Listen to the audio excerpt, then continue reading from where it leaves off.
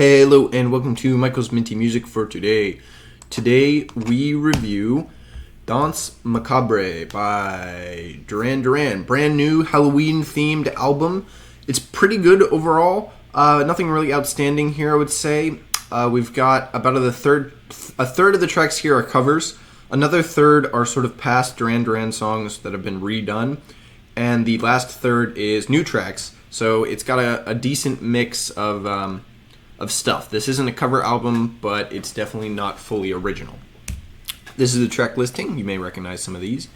And these are the tracks I added to my playlist. 9 out of 13, so just over 75%. Most of the songs here are pretty good because they were pretty smart in choosing good songs to cover, I'll say. This is not a situation like their 1995 cover album where they chose songs to cover that I don't think worked very well. The new original tracks are generally okay, but there's nothing special overall. In contrast, the covers are generally high quality, and they go a long way towards making the album flow well, I think. The genre is mostly pop rock stuff, but it crosses decades, so the album sounds pretty funky overall. It's not really a set genre, even though it's mostly rock. There's a little bit of hip-hop and stuff, but not enough to be really represented. The album flows really well as a sort of Halloween concept album. They clearly had a good idea how the album was going to go as a whole, so it really does flow quite well. The speed is mostly in the middle. They more shift in tone between darker songs and more sort of party-oriented upbeat tracks, and it works pretty well for a Halloween theme, I would say. Obviously, the theme is very present throughout the album, so this is definitely a cool concept.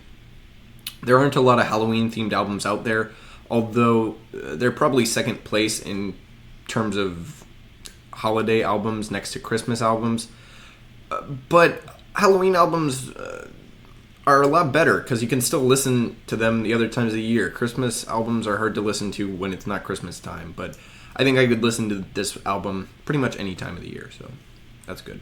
There were only 3 tracks released before the album. The title track Danse Macabre, Black Moonlight, and Psycho Killer.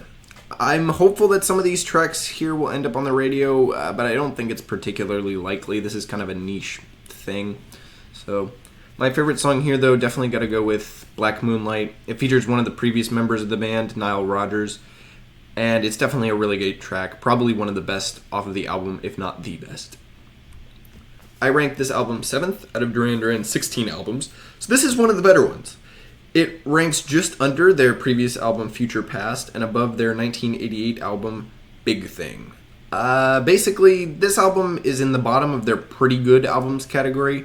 Big Thing's good, but it doesn't really come together very well. Danse Macabre and Above all come together pretty decently, so this is sort of the worst out of their pretty good albums. It's nothing special, but it's got a high enough quality that it's better than most Duran Duran albums from the past 40 years.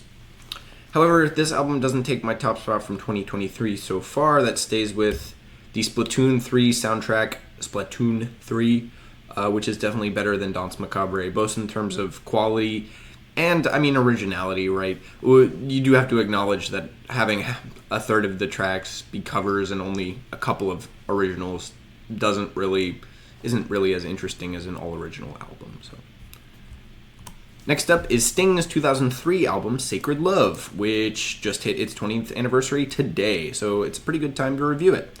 Overall, that album, Sacred Love, is alright, but it's nothing special, so stay tuned for that, and as always, stay minty.